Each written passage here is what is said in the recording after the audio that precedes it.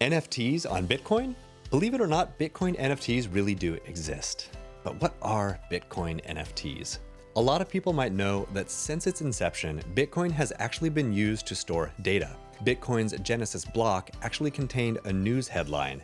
You see, Bitcoin was developed as a non-fungible cryptocurrency, but you could still attach really short 80-byte messages to Bitcoin transactions.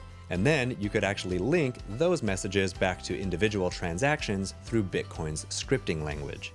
This gave way to the concept of Bitcoin coloring, where you could technically distinguish one group of Bitcoins from another. This is how the Colored Coins protocol was born, one of the first projects that tried to bring non-fungibility to Bitcoin. The idea was that you could mark tokens, so to speak, that could then represent digital or real-world assets. And then came Counterparty. Counterparty was a protocol built on top of Bitcoin, and it allowed for the creation and trading of digital assets, including non-fungible assets, without requiring changes to Bitcoin itself. This means that Counterparty actually enabled the creation of non-fungible tokens years before NFTs were even called NFTs. Rare Pepe's, the first NFT collection ever, was minted using the Counterparty protocol, as was the trading card project Spells of Genesis.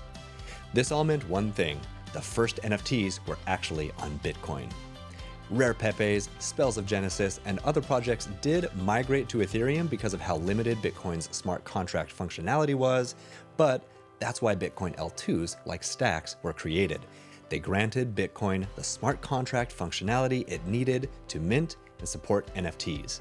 In the end, NFTs have had a long history on the Bitcoin blockchain, and more users are taking notice.